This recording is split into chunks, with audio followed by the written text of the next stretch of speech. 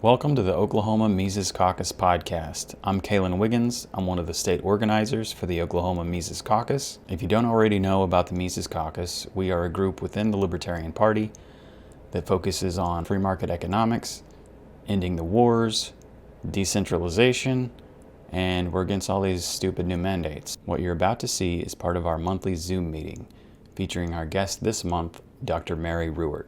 She's a retired biomedical researcher, a longtime libertarian speaker, activist, and author, the current chair of the Libertarian Party's Judicial Committee, and the author of Healing Our World and Death by Regulation. She was a great guest. Check her out and buy her books. And if you want to learn more about the Mises Caucus, please visit takehumanaction.com and enjoy the show.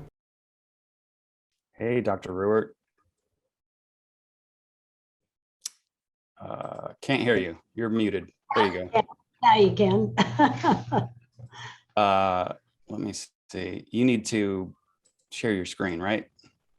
I can do that. Let's get the right, I've got to get the right share up, of course. Let me. Oh, yeah, it says host has disabled participants. Yeah, I have to let you just a second. Okay, try it now. Okay. All right. Are you ready to get started or? I am. Anytime you are. Okay, well, let me, well, you can go ahead and get started. Okay. Do you want me to introduce myself or does everyone know? Okay. Sure, go ahead. So I'm Mary Ruwart, and I've been active in the Libertarian Party since, since the early 80s. And I am best known probably for my books, Healing Our World, Short Answers to the Tough Questions, and Death by Regulation. So I'm going to talk today about how to effectively communicate the libertarian message, because that's one of the things that Short Answers is all about, and we'll be looking at a few of them today as well. So I'll just go ahead and get started, and let's see, it looks like I need to actually click on these. So in order to know how to communicate to non-libertarians, it's a good idea to understand what exactly happened in the US that caused us to lose our liberty in the first place. But of course, the thing is, there are many factors, but I believe that one of the biggest ones was that people were told that liberty doesn't really work for a number of things, like enriching the poor, saving the environment, et cetera, et cetera. And people bought into this because the government often created crises and then suggested that liberty was at fault. And so that way it was allowed to grow. Now, there are other factors too, but I believe this to be the biggest one. So basically, the message that people got was liberty doesn't work in the real world. And that's actually not the case. We've been discouraged, or at least in my generation, libertarians were discouraged from talking about practical applications of liberty. They called us pragmatists, and this was a very bad word back then, not so much anymore, because now we have lots of studies showing that liberty does work in the real world to do all these wonderful things. And basically, if you think about it, the moral argument for liberty, any moral argument is based on what causes humankind to survive and thrive. And if liberty made humankind wither and die, we probably wouldn't be supporting it, right? We wouldn't want to encourage a system that was actually going to make us extinct. And so one of the things I'd like to say is that it's, like I said, both sides of the same coin.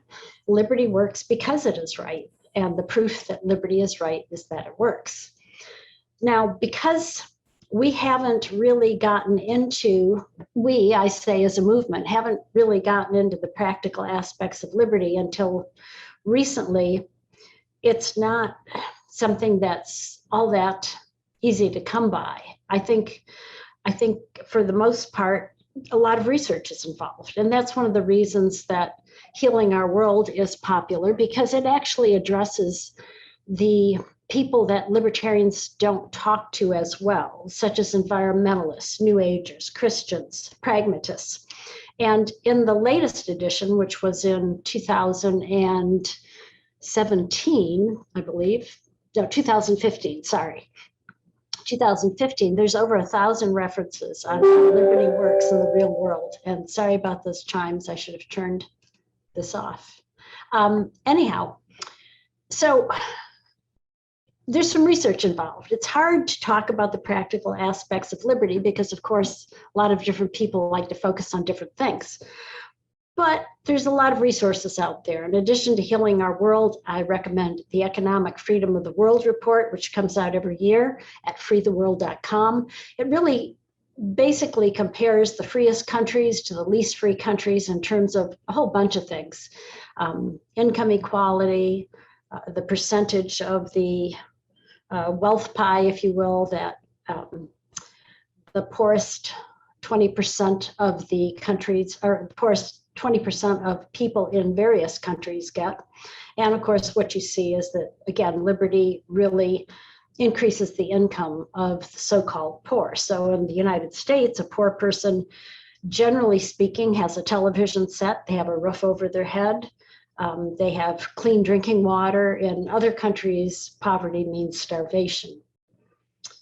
So it's a lot different in a freer country. And of course, if you Google the word libertarian and whatever topic you're interested in, today you can find many things on just about anything, any practical application of liberty you want. So now it's pretty easy. Back when I first wrote the first edition of Healing Our World in 1992, I figured I had covered about 80% of the literature explaining that liberty works.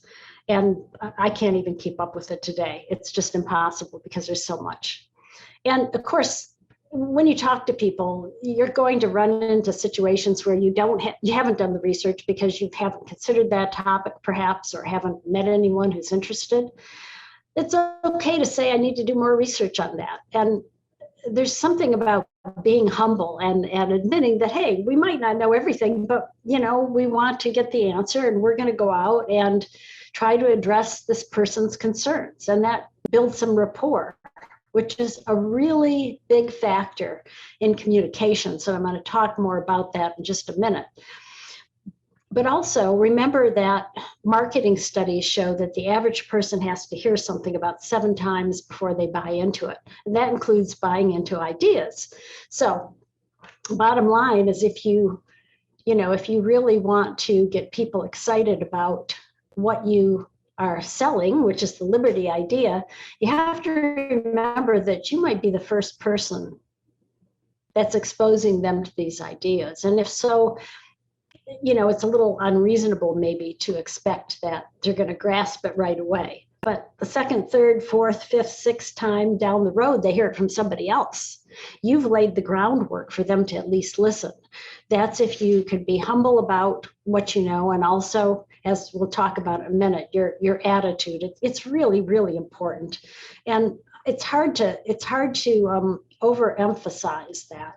So one of the ways in which you can get instant rapport with somebody is, for example, if they say, well, in a libertarian world, won't the poor starve? You can say, well, I too want to live in a world where the poor don't starve. So I'm a libertarian because I think that starvation of the poor is least likely to happen in a libertarian society. And, that shows them that you are connected and care about their big point, so to speak, the thing that they care most about. And we should care, because if we don't, if we basically don't tell people what's in it for them or what's in it for the cause that is especially near and dear to their heart, it's going to be very hard to develop that rapport with them. And that rapport is very important, because you might be, as I said before, the first person to talk to them about liberty. And you want them to at least walk away and say, well, I'm not sure I agreed with everything that person said, but they were sincere. They were really trying to solve this problem that's important to me, and I appreciate that.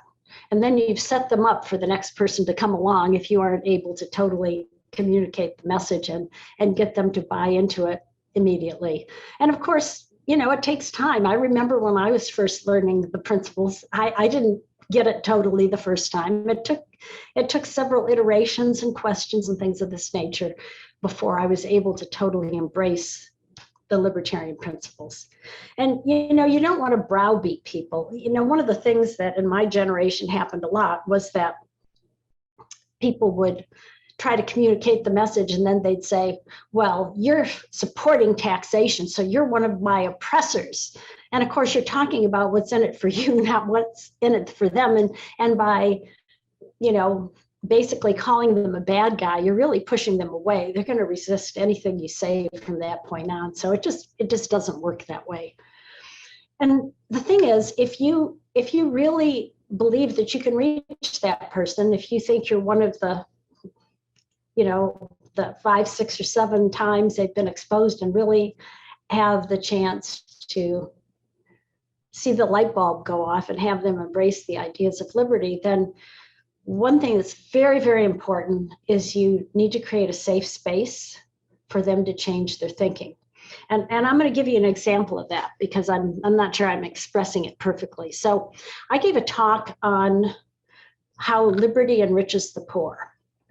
And of course, as part of my talk, I said, well, some people believe that, taxes and welfare are the way to go, but here's what effect they actually have. And then I went into all the bad things that happen, such as, 2/3 of the welfare, 2/3 of the taxes that are allocated to a welfare program basically go to the administrators, whereas in private sector, it's much less than 1/3 going to administrators. So it's really welfare for the administrators is what it really is.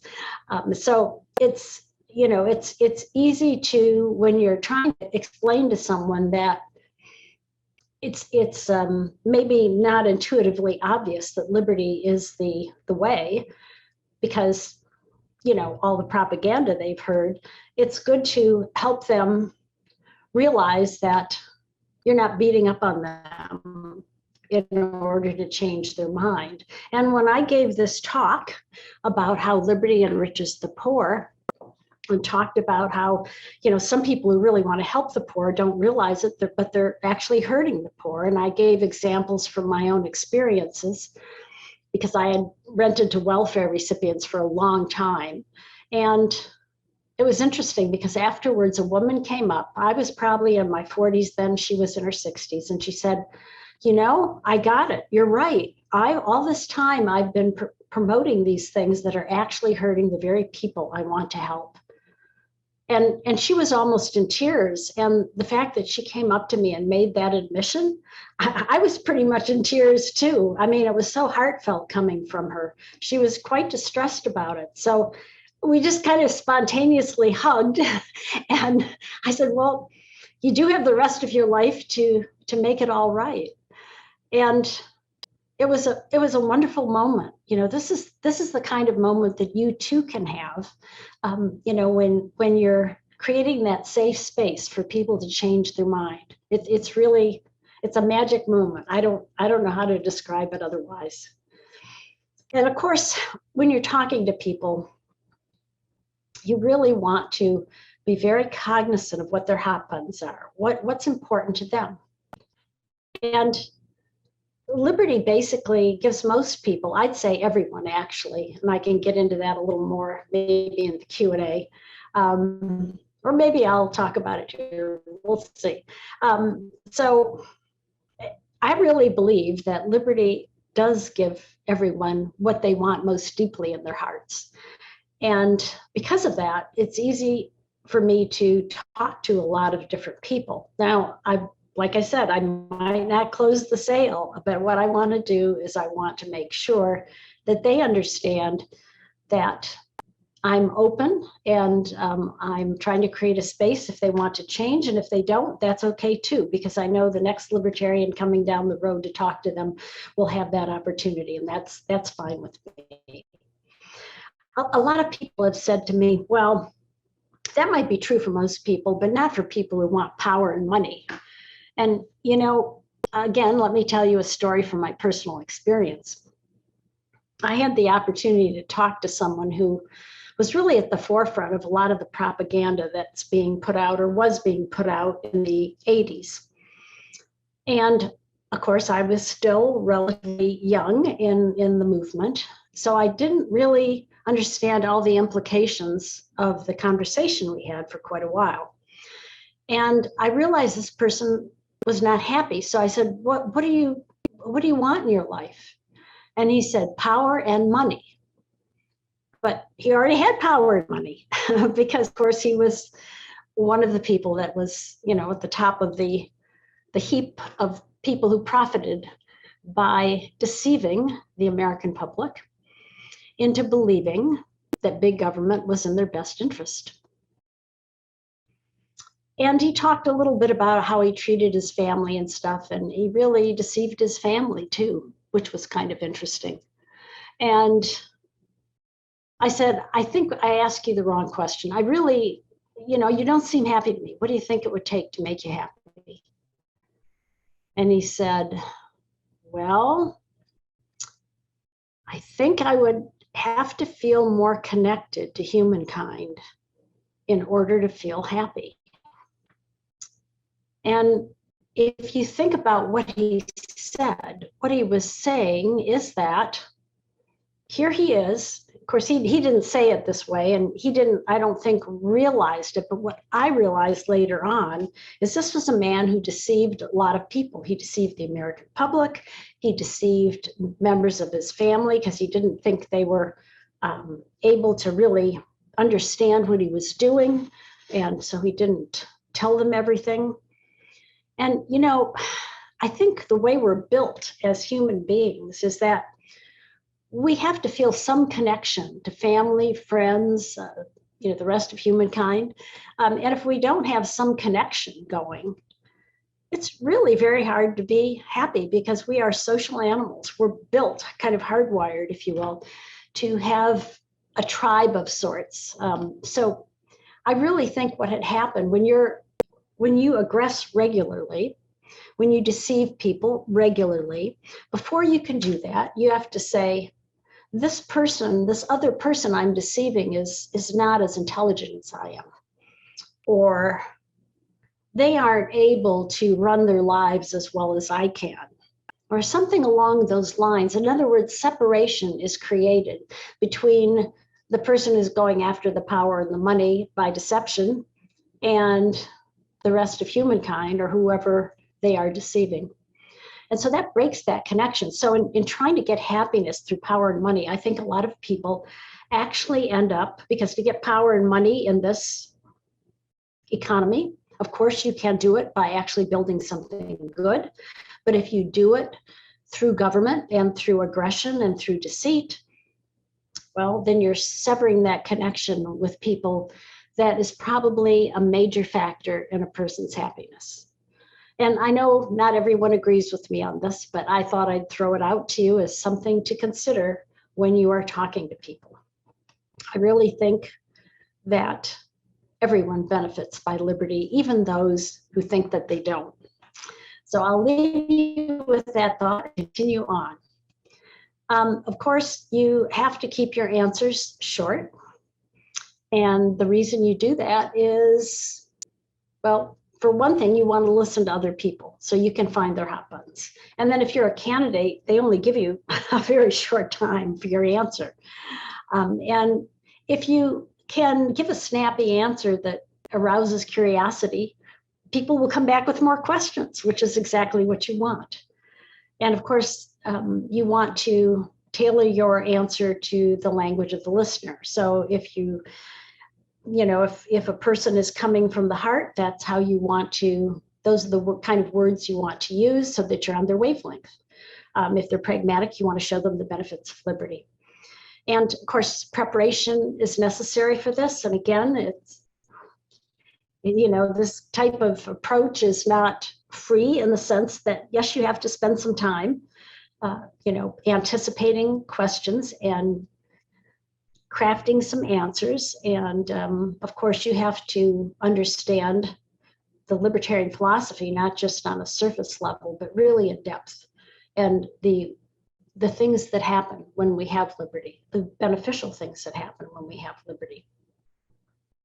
Now, does that mean you should never talk about the morality of liberty? Not at all. In fact, I think it's really good to talk about that too. Once you get your listeners' attention, or maybe even to start the conversation, depending on who you're talking to, it's good to talk about the non-aggression principle, because most people intuitively accept it, at least for their individual life.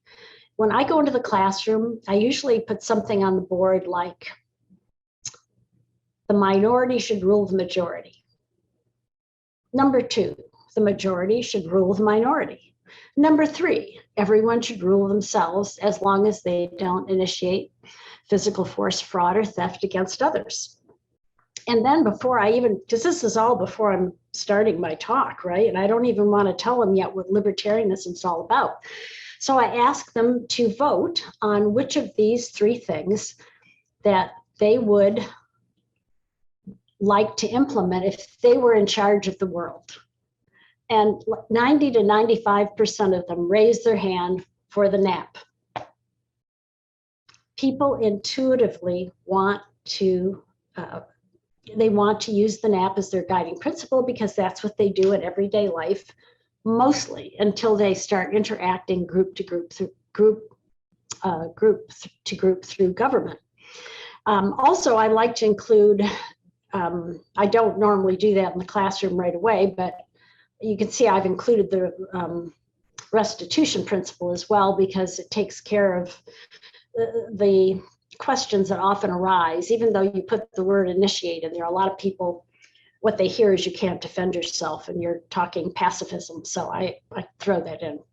But after I've established that 90 to 95% of the classroom likes the nap, then I say, how do you feel that the US government operates today? I think I've only had one person ever raise their hand for the nap. Most people think that either it's majority rule or minority rule. So that's this is high school students, college students, right? So this is pretty telling. The nap is something that's almost, I'd say ingrained, but I don't think it's that deep, but certainly culturally, we believe in the non-aggression principle. And so once you start talking practicality, if you start with that, you can get to principle and say, yeah, well, this is how we as libertarians know that we're picking the right side, so to speak, or the right principle to work with. This is what we do in everyday life. It's just when we operate group to group through government that we throw this principle out the window. And yet somehow we know intuitively that the nap is going to give us peace and prosperity in our neighborhood. And somehow we think if we if we use aggression through government, we're going to get peace and prosperity. It just doesn't work that way. And that becomes pretty obvious to a lot of people. So again, I try to awaken curiosity by saying the delightfully unexpected. I'll show you some examples in a minute. And I also come from the assumption that liberty works and government doesn't, because liberty is moral and most government isn't. And if something is wrong, the problem was probably largely created by government, too much government. And so the solution is more liberty, not more government. And also there are certain problems that liberty renders the problem obsolete. I think abortion and poverty are 2 of them, and we'll go through that next.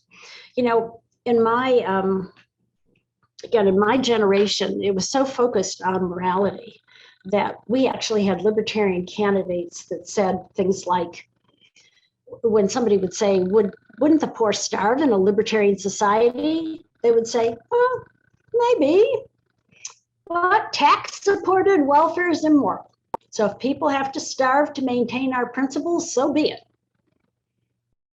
Well, that was not very, that did not create good rapport. Of course, then as time went on, we got older and wiser, and then we pointed to the fact that the poor would likely have more in a libertarian society. And because of the things I talked about earlier, private charities give 2/3 of every dollar at least to the needy, while government welfare delivers half of that, if that. So government welfare delivers more welfare to the middle class administrators than those who really need our help. And that's very practical.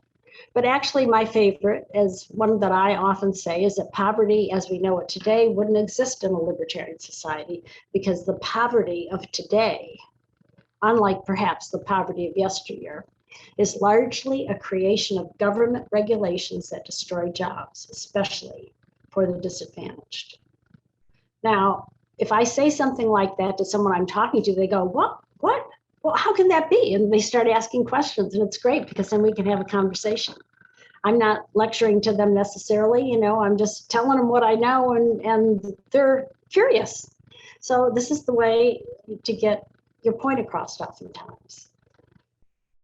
Okay, so on the abortion issue, of course, I feel that in a libertarian society, abortion would probably become obsolete because there would be better birth control methods, technology to transfer the fetus from one womb to another, because remember, the libertarian society is going to be a lot wealthier than what we have today. In Healing Our World, I estimate 2 to 14 times as wealthy. I mean, it's very hard to even conceive of that level of wealth when you start getting into 10 times as much or 8 times as much. It's actually very difficult to conceive of it, because it's not just about money, it's about the improved goods and services we have. So basically, I like to share that idea that abortion could become obsolete in a libertarian society. So that's something that I focus on in that arena. Now, that doesn't mean you have to. I'm just kind of telling you the way I like to talk about it. And of course, education. A lot of people think the poor couldn't afford education in a libertarian society because they see free government education, and then they see, they see high private school tuitions. But basically, education could be virtually free in a libertarian society, making it affordable for everyone. And in fact, it is pretty much today in that realm. I give some examples. Khan Academy is one where you can get educated in just about any subject, and there are a lot of places where you can actually get a degree for not too much money. There was one fellow who decided he wanted to graduate from college the day he graduated from high school, and it cost him $13,000 to do both and to get out with his college diploma as well as his high school diploma. I think he was 17 or 18 when that happened, and now he's teaching people how to do that. So it's very doable, and it's not even a libertarian society yet. Okay, and another thing, a lot of people in the environmental movement don't know that the greatest polluter that we have is the U.S. government, specifically the U.S. military. And so that's always a good thing to put out there. It's governments that are the greatest polluters, not private corporations. And again, all of this is well documented in my book, Healing Our World, which, by the way, you can get the 1993 edition free on my website by going to my free library. Right now, my website's down. So if you really want to get it and you're saying, I can't get it from your website, just let your organizer know, and I'll make sure you get copies, electronic copies. Okay. So, and there's also things you can do with the drug sales. I like to say pushers are in the school today because black market profits are so high. So if you want to get rid of the pushers in schools, you legalize drugs, take the profit out, pushers leave the schools, which of course is what we've seen in other countries. And again, this one, yeah, I didn't actually mean to leave this one in here. This is a specialty of mine, though, about affording healthcare. That is a big topic today, so maybe it's good it's in here. So one of the things in my book, Death by Regulation, I show that the cost of pharmaceuticals and healthcare, about 80% of what we pay at the pharmacy are due to regulations that not only don't protect us, but they harm us. And I was able to do that because I was in the pharmaceutical industry for 19 years. So I've dealt with the FDA, and I know the drill. Anyhow, so, and finally, some people complain about us griping about the war instead of supporting the troops. And my position is, if our troops are willing to die for us, I support them. by not endangering them for anything other than the immediate defense of our nation. I want to bring them back alive so they're here to defend our shores. Anyhow, those are the kinds of answers that get people asking you questions. And so that's a really good way to get the conversation going. I've talked about some of my books, and of course they're available also on Amazon, but as I said, there's free versions of Short Answers in Healing in different places, and you can just Google that and find it. If you don't, let me know, and I will try to help you out.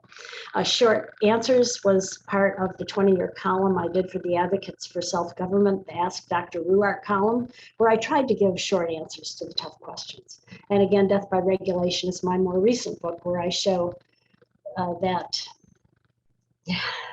what most people don't know, because you have to be in the industry to know, and that is the true cost of pharmaceuticals is really a function of getting FDA approval.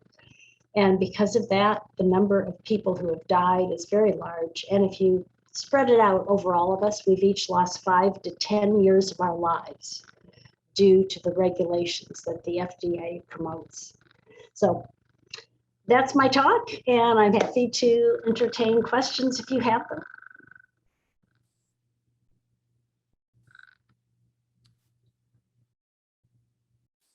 Awesome. That was great. Thank you so much. You're welcome. Let's go ahead and jump in with your questions, everybody. Well, I kind of have a comment. Yes, go ahead. I heard you say that you've worked with the Advocates for Self-Governance, and I just want to say that the little survey, well, not survey, but the little quiz that you guys did, I used it at a tabling event I did, and it was really effective in my community. People really liked it, and actually most people that took it, the majority did end up landing on the libertarian quadrant in my community. So thank you for doing that, and thank you for your lecture. I really enjoyed it. Oh, I'm so glad. I wish I could take more credit for the quiz, but actually that was another group in the Advocates that did that, and I just wrote the short answers column for them. And but yes, I agree. I've done the quiz, the quiz booths too, and it is very effective. And right now, maybe I should mention this. Right now, I'm getting ready to renew my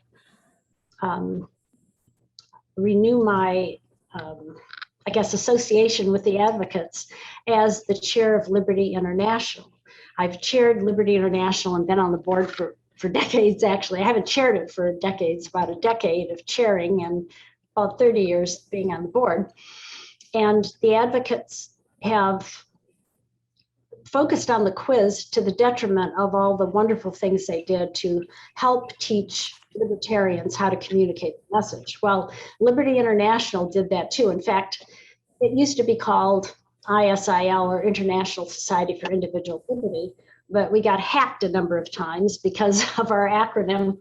But I actually learned a lot of the libertarian principles and applications of those through the pamphlet series that Liberty International puts out. And we're revamping those. We're going to go into video pamphlets. The first ones on poverty should come out shortly. And we're also doing a number of courses. So now we're pairing with the Advocates to try to maximize our ability to educate the new libertarians that are coming through the quiz. So I thought you'd enjoy knowing that. And so any names you're sending to the Advocates when you do a quiz booth, hopefully will be reached by this joint effort in terms of getting educated, because historically, Advocates and the International Society for Individual Liberty were two of the main educational arms. And unfortunately, for different reasons in both organizations, that hasn't been as active, and it's starting up again. So I wanted to share that with you. Oh, that's really good to hear. I didn't know all of that. But I am looking forward to seeing the pamphlets.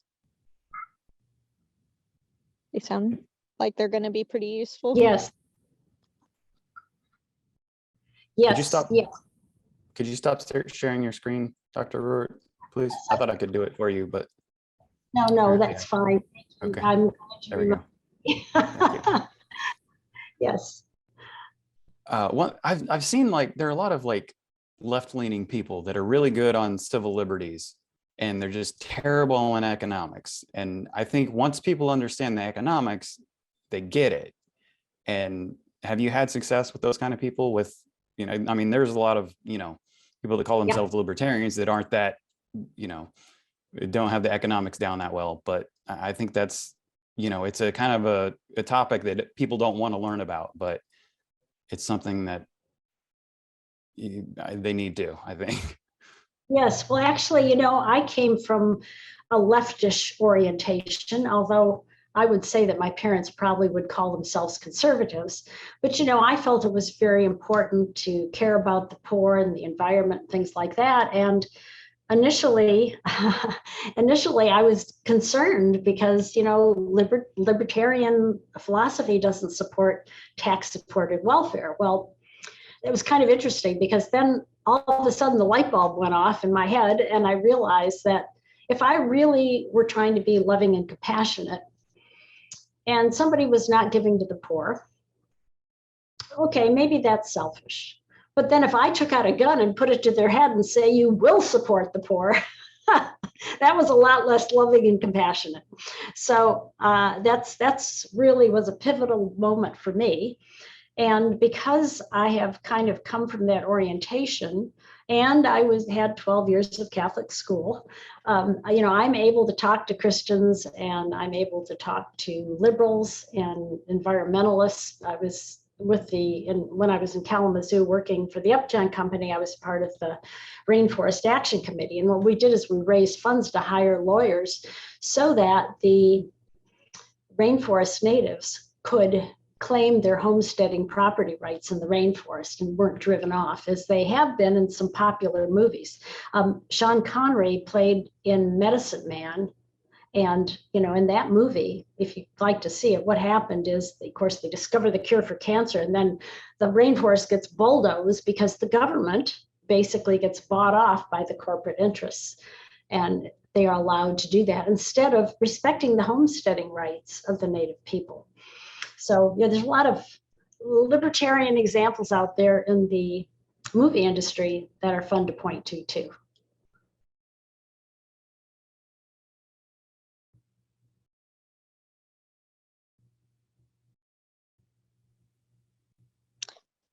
Okay, I have another question. Sure. What's your go-to example on how the government's the worst polluter to the environment? Because that's something I run into with a lot of my friends, and I honestly just don't know what to tell them when they're like, well, it will hurt the environment so bad if this happens, if the government can't control this anymore. Well, the government doesn't control pollution, they create it. That's really what happens. And this is something that a lot of, I think, like the Sierra Club and some other organizations are well aware of, but it's interesting, their membership for the most part are not. When the Berlin Wall came down, Eastern Europe was like the most polluted area on the globe. It was really terrible. And this was because, of course, in that governmental system, you dared not criticize the government or you went to Siberia. And so basically the government literally got away with murder. Now our government does too. In fact, it was interesting because with all the nuclear testing that was done after World War II, it created a lot of cancers in the people in the testing area. And they sued the US government and they won in court. But the court also said that even though the government was responsible for killing these people and, you know, basically shortening their lives, that the victims would not get any restitution because the government has sovereign immunity, which means that it does not have to necessarily compensate their victims. And this is why there's so many problems with the pollution, because the government has sort of claimed jurisdiction over things like waterways. You know, when the settlers moved out west, they established common law waterway, I guess you can't say regulations because it was government, but it's property rights. So if an upstream person polluted and kill downstream animals as a result, the downstream farmer or rancher could sue the upstream polluter and get restitution. So these systems have been in place that have protected the environment. And what the government does is it came in case of the waterways and said, no, we're not going to allow those lawsuits anymore. You know, we are the government, we are taking over the waterways. And if anybody has a problem, they need to come to us. Well, when I was living in Northern Kentucky, several women came to my door and said, will you help us go talk to this corporate polluter on the Ohio River and tell him to stop? And I said, well, did you check in with you know, some of the government agencies that handle this? They said, oh yeah, we did. But you know, they're not going to do anything because of course the corporate interests are paying off the right people. So in other words, instead of stopping the pollution, they get to pay a small fine and that's it. So our waterways are all polluted. So, you know, this is very interesting because everybody thinks, of course, the government is controlling pollution, but the fact of the matter is that property rights is the best controller. And there's also been a number of environmental aspects around the endangered species and how, for example, in Africa, some of the countries there ban the sale of elephant and rhino parts. You know, even if the animal is killed naturally, you can't, I mean, you know, by natural sources, you can't market their horn or their tusks, whatever. But then there's some countries which let the native people have property rights in the elephants in their area. And so then instead of killing them because they destroy crops and everything, the people protect them. So for example, in Zimbabwe, they've like doubled or tripled their herds in the last, I think, 3 decades. Whereas in Kenya, for example, where they don't allow as much, they don't really recognize any property rights in elephants, their numbers have gone way down. They're down to about 20% of what they were in the same time period that we're talking about Zimbabwe. So there's a lot of great environmental stuff out there that shows how liberty works. And a lot of this information is in Healing Our World. Like I said, with 1,000 references, over 1,000 references, there's a lot of material there. So if you want to, you know, get one reference book that will have a lot of the stuff in it, including everything I've just mentioned, you might want to try that. It's you know, well worth it because you will have a lot of research at your fingertips. It's not got every single thing in, but it's got most of the questions that we get asked. Yeah, Healing Our World is really good. I highly recommend everybody get it. It's good. And again, like I said, if you don't feel like you can afford the book, just let me know. I'll send you the 93 version for free. I want everyone to have access to the research, you know, it's important.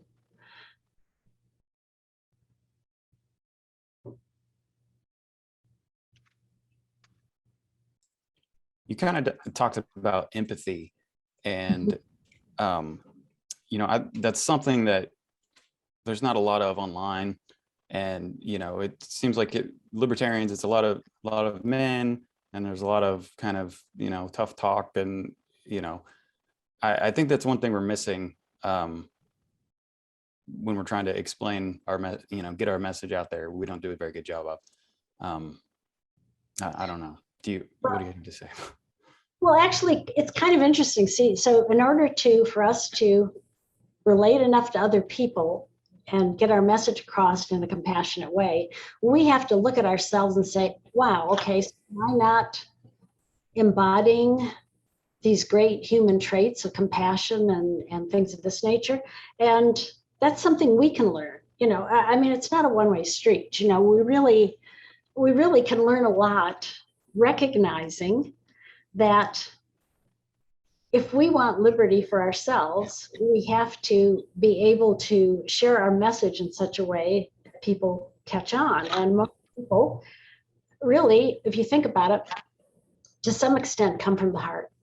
And again, this business of the shape of our party really goes back to my generation. When I started, there was just, you didn't talk about practical applications. And part of it was Ayn Rand's influence. If you've read her books, you know that she believed in judge and be prepared to be judged.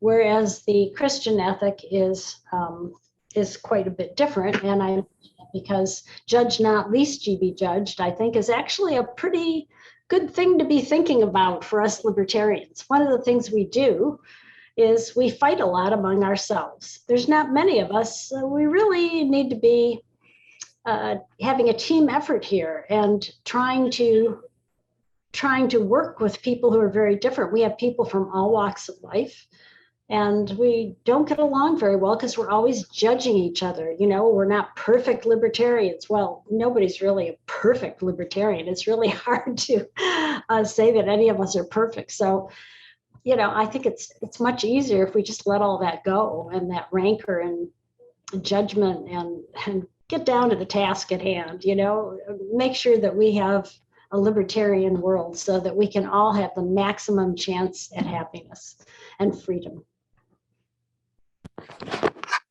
Dr. Ruwart, this is Todd Hagopian, and thank you very much for the lecture. I really appreciate it.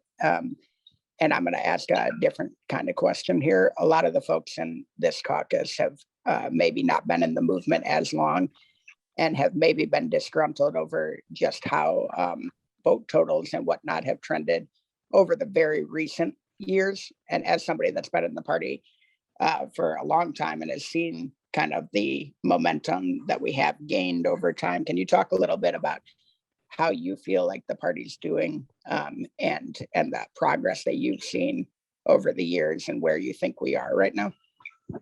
Okay, and of course, this is my personal opinion.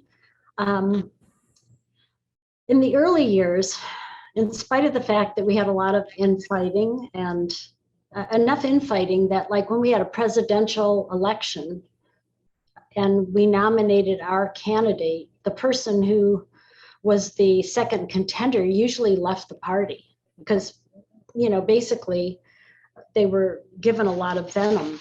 So that was really bad. So every time we had an election cycle, we'd lose a great part of the party. And that's still happening a little bit today as well, but not probably to the extent. But one of the things that we did right, I will say, is that we really did stand on principle all the time, at least all the time that we could. We kept ourselves the party of principle until about, probably right after the turn of the century. And then we started thinking that, if we get people with name recognition, we're going to get all these votes, we'll get all these people coming in, et cetera, et cetera. And the reality is that whoever we put at the top of the ticket will embody the principles or lack of principles that the people they recruit into the party will have. So I think we kind of slipped up there and thought, well, maybe we'll get the silver bullet. And instead, what we've gotten, I fear, is less principle. And there has always been a movement in the party, historically, of people who really are more interested in winning than in being principled. And I would say that at this point in time, I would say that that group is probably in more ascendancy than it was back in the early days. And one of the things that has been killed during that process is educating new libertarians about the principles so that they can communicate the message in a way that people understand. And that's been unfortunate because, when I was in the movement, we spent a lot of our time in our county Libertarian Party meetings talking about the principles and debating them and like, okay, but if we apply the NAP here, is it really going to protect the environment or is it going to hurt it? We'd go back and forth till we finally, got to a place where we could see how the NAP saved the environment, for example. And that was very helpful to me. And you see it reflected in a lot of the things I've written and talked about. So, this whole business of principle gets deeper and deeper and deeper the more you work with it, because you begin to see how practical it is, how it really improves humankind. And this piece that I'm talking about here, that's missing today. We are not teaching our new libertarians the principles and their application. And yet, if you look out on the internet, we have more studies that show that liberty works than we've ever had before. But somehow that's not being incorporated because the focus is on winning. The focus is on getting elected. And there's nothing wrong with getting elected. I mean, it's great if you can do it, but if you do it at the expense of principle, what have you gained?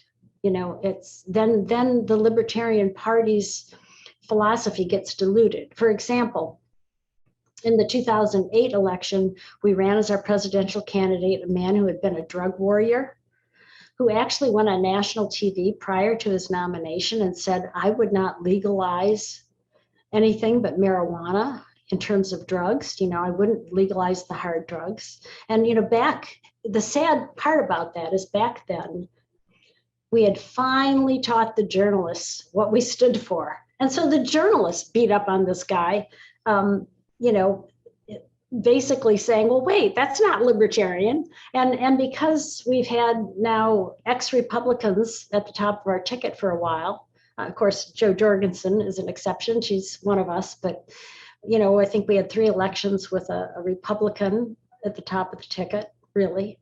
That wasn't totally in alignment with our platform. And so that's who we're going to recruit. And that's who we have recruited. And that's pretty sad. So that's why you really have to think about what all the, you know, implications of this. Now, the good news on this whole thing, I'm saying all the bad stuff. Now, the good news, we stayed the party of principle until there were many other entrees into the movement. Students for Liberty, all these think tanks that we have, libertarian think tanks, it's great. So we managed to keep ourselves the party of principle until the movement itself was so big that there are many points of entry. So in many ways, even though I'd say the Libertarian Party has maybe not kept as principled as I'd like to see, the good news is that they have managed to get the word out. They did, you know, pretty much keep a straight line until recent years. So that's good. I mean, I think that was a very good thing, because if we hadn't done that, I don't think we'd have a libertarian movement today, quite honestly. In the early years, that was all the entree there was, the Libertarian Party. I really appreciate the answer. Thank you.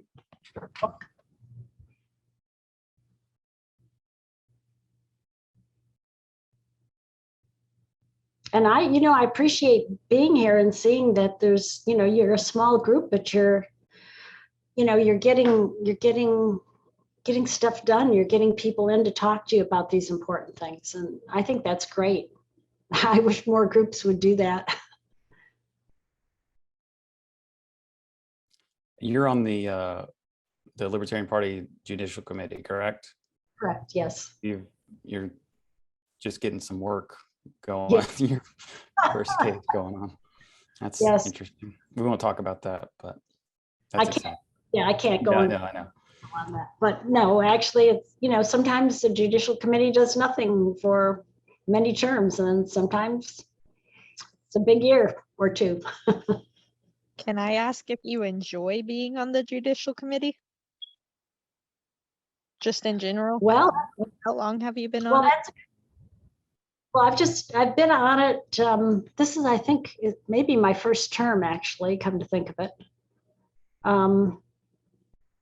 I have testified at the Judicial Committee, and I've been on the LNC, but, you know, this was kind of an unusual convention year. You know, we had our virtual convention, and unfortunately, that did not give a lot of people that were not well known a chance to sit on some of these committees or be elected. And, you know, they couldn't lobby the way they normally would, or campaign, I guess maybe is a better word, the way they normally would have. So those of us who are old timers, of course, ended up, especially at the Judicial Committee, taking office. And it's a little early to tell if I'm enjoying it. I have a feeling that the case we just got, which is, I mean, this is not a secret. Miss Harlow's was secretary of the LNC, and she was suspended and she's appealed. So I have a feeling on this one that we're damned if we do and damned if we don't. You know, half the party will dislike the decision, no matter what decision we make, which is kind of sad. So we'll see, though. We'll see.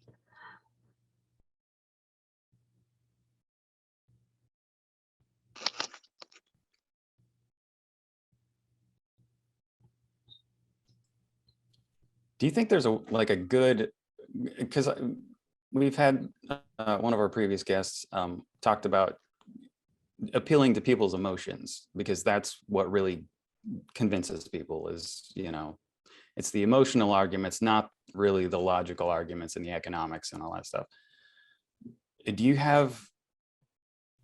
Has that been your experience? I mean, or do you have any suggestions around that?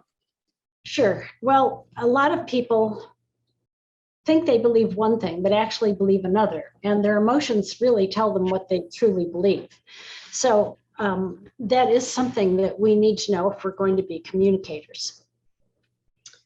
And sometimes our intellect tells us we should believe something and we say we believe it, but when it gets down to it, our emotional body tells us something very different. And so it's good to be aware of that. People intuit things a lot, but you have to be careful about that, because sometimes intuition tells you what's right, even if you haven't really thought about it very much. And sometimes you can be misled if that's not a well-honed gift, I guess I would say, because not everybody has it. But I think what's being said when people talk about appealing to the emotions is appealing to the heart. And by that, I don't mean that you get all mushy and gushy. What I mean is that, you know, you have what we would call the noble virtues, and honesty, truth, sincerity, love. I mean, if you don't have warm, fuzzy feelings for humankind, then you're a bit of a disadvantage when you go out to talk about the libertarian message. And this is something, again, it's our challenge, you know, as libertarians, because most of us are intellectuals. You know, I put myself in that box too. Luckily, I think I've had exposure to the other side, so I've had that fortune. And what happens is you can see things intellectually, but when you actually are in application, a lot of it is coming from the heart. For example, do you give money to a cause because you are intellectually engaged or because you're passionate about it? Most people give to a cause because they're passionate. Now, we can be very passionate about liberty, and that's really what's kept the Libertarian Party going through thick and thin, because the obstacles were huge. They still are. Ballot access alone is a major drain on our resources, but people are passionate about liberty. So that's their, you know, so once they, quote, get it, how good it is, the passion is what drives them.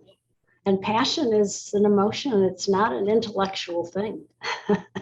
Ideally, we have a little bit of both going for us. And we have it going in a way that is constructive as opposed to destructive, because you can have destructive emotions. One of the emotions that we have as libertarians oftentimes is this judgment we talked about before. Pointing fingers at people and basically calling them enemies because they believe differently than we do about liberty. But, you know, a lot of people were brought up in the public education system. They've been brainwashed. And, you know, for whatever reason, the people that are on this call lucked out, shall we say, and got the message of liberty, but not everybody does. You know, not everyone gets that gift. It's really a gift if you think about it. I mean, when I learned about liberty, it was a transformative experience. I mean, it was like a raising of my consciousness. And, you know, that kind of is a combination of your intellect and emotions. So, you know, we want both. We want both. And our challenge as libertarians is to get out of the finger pointing, judgment, bitterness. A lot of libertarians I know are very bitter about the world because they see all this horrible stuff going on with government. And yes, I understand that. But I guess for me, maybe I'm just an optimist, but because I believe that everyone benefits from liberty, even if they don't realize it yet, I think that self-interest alone will prevail and make people embrace liberty, just because that's how the human society is structured. We survive and thrive best with liberty. And once we kind of get that, there's no going back. So I think that's why I'm very positive. Now, will I live to see it? Maybe not, you know, probably not, but you may. The showdown's coming, and, you know, the vaccine mandates are going to be a really pivotal thing for the control, because if the government can inject whatever they want into your body, they've got you fully. Yeah, that's the big thing. Yeah. That's why we need to get our message out there, you know, before it's too late. That's how I feel. Well, this is a great opportunity for us, actually, because about half the country does not agree with vaccine mandates, even if they themselves have been vaccinated. And so they get that. They don't want the government to dictate what can be injected in their bodies. They want that choice. I mean, they get it on this issue, right? So that's a large number of people. This is an opportunity for us. And you know, this is time for us to form a coalition with people that agree with us on this. You know, be heartfelt, be sincere, true. And then, you know, if we win this battle with them, they're more likely to listen to us and our other ideas, because we've been there holding, you know, arm in arm, fighting this. So, you know, it's a great opportunity for us. Doctor, you said a key word there that we've tried to talk a lot about, and that's building coalitions with people that may not be libertarians at the moment, and maybe kind of hooking them in on that one key issue and then introducing them to the broader movement. Can you talk a little bit about any success you've had in that? Oh, yes.